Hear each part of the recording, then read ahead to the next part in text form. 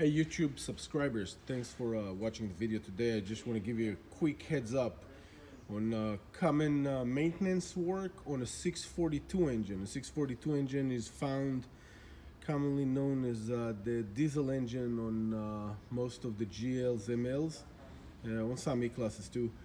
But it's got a little oil cooler in the middle of the engine, in between both banks in the valley.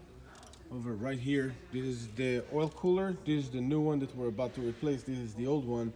The seals, these are the seals.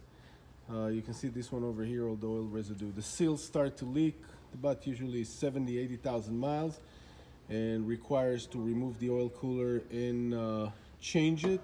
It's located, right now it's upside down. I'm not gonna flip it because there's still liquid. Actually, I'll use the new one to show you. But it's located just like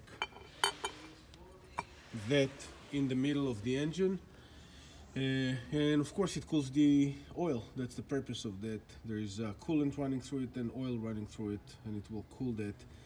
But this is located in the middle of the engine, and they start to leak at about 75, 85, 100,000 miles, and the oil will come from here and go from the bell housing from the back. So if you park your car in the garage, you're gonna see the oil on the back side of the engine, but that's where it's coming from most of the time. I've seen oil leaks in many other places on diesel engines, but that's one of the most common one. We're about to replace that. We're putting back this oil cooler.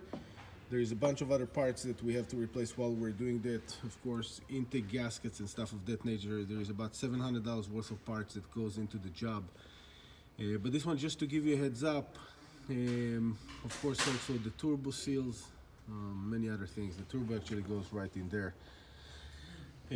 But this is just to give you a heads up to show you where the oil comes from. If you find on your car that you have oil leak and you want to know where it's leaking, and you got the 642 engine or the ML350 CDI or stuff of that nature. Thanks for watching.